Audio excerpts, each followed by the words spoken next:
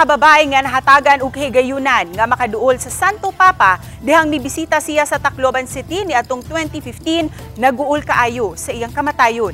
Ani ang istorya sa talagsaong kasinatian ni Gineta Aguilar, pinaagi sa report ni Nico Sereno.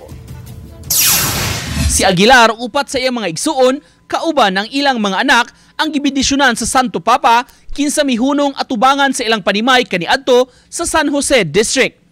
Ang maong lugar ang usa sa grabing nakasinati sa pagkusukuso sa bagyong Yolanda ni atong 2013. Nihunong ang Pope Mobile nga padulong sa Palo Cathedral.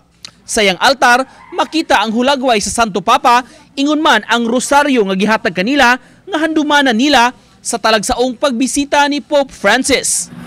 Nalungkot po ako sa isip ko sana may lumpang kasi parehas ba nila na mag-aano din sa akin sa Pope Francis na ganyan din ang pananaw niya sa buhay, ganyan ang mindset niya, ganyan.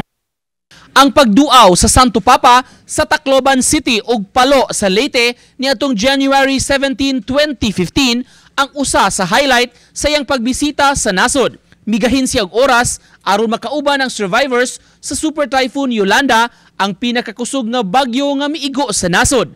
Tumong sa Santo Papa pagdala og paglaom sa mga biktima. Sa official statement, gipaabot ni Palo Archbishop Most Reverend John Du nga dakong marka ug pagtulunan ang gibilin sa Santo Papa sa iyang pagbisita sa ilang lugar. Ang leadership nga gipakita sa Santo Papa sumbanan para sa hugot nga pagtuo sa kahitasan nga dili mawad-an og paglaom taliwa sa kalisod nga giatubang. Nico Sereno, Balitang Bisdak.